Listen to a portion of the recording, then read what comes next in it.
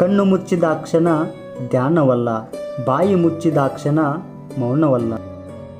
ಹುಲ್ಲು ತಿನ್ನುವ ಸಾಧು ಪ್ರಾಣಿ ಜಿಂಕೆ ವರ್ಷಕ್ಕೆ ಒಂದೇ ಮರಿಗೆ ಜನ್ಮ ನೀಡುತ್ತೆ.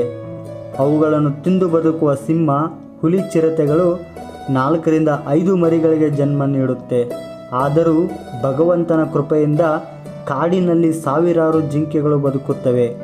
ಧರ್ಮದಿಂದ ಬದುಕುವವರ ಸಂತಾನವನ್ನು ಧರ್ಮವೇ ರಕ್ಷಿಸುತ್ತದೆ. ಒಳ್ಳೆಯ ದಿನಗಳಿಗೋಸ್ಕರ ಕೆಟ್ಟ ದಿನಗಳ ಜೊತೆ ಯುದ್ಧ ಮಾಡಲೇಬೇಕಾಗುತ್ತದೆ. ದೊಡ್ಡ ಗುರಿ, ಜ್ಞಾನ ಹೆಚ್ಚಿಸಿಕೊಳ್ಳುವುದು, ಕಠಿಣ ಪರಿಶ್ರಮ ಮತ್ತು ದೃಢನಿಷ್ಠೆ ಇವುಗಳನ್ನು ನೀವು ನಿರಂತರವಾಗಿ ಪಾಲಿಸಿದರೆ ಜೀವನದಲ್ಲಿ ಏನನ್ನು ಬೇಕಾದರೂ ಸಾಧಿಸಬಹುದು. ಜೀವನವೆಂಬುದು ಸುಂದರವಾದ ಉಡುಗೊರೆ.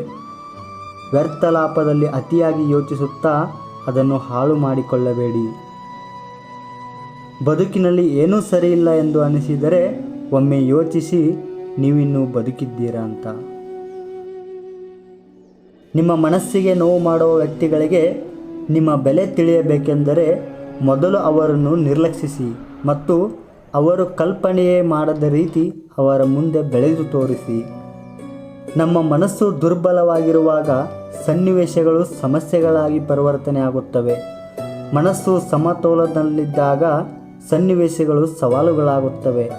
ಮನಸ್ಸು ಪ್ರಬಲವಾಗಿದ್ದಾಗ ಸನ್ನಿವೇಶಗಳು ಅವಕಾಶಗಳಾಗಿ ಬದಲಾಗುತ್ತವೆ. ಇದೇ ಜೀವನ. ಆಗಿ ಹೋಗಿರುವುದನ್ನು ಸರಿಪಡಿಸಲು ಪ್ರಯತ್ನಿಸಬೇಡ, ಅದು ಅಸಾಧ್ಯ. ಮುಂದೆ ಆಗಬೇಕಾಗುವುದನ್ನು ಸರಿಯಾದ ರೀತಿಯಲ್ಲಿ ಯೋಚಿಸಿ ಮಾಡು, ಅದು ಸಾಧ್ಯ.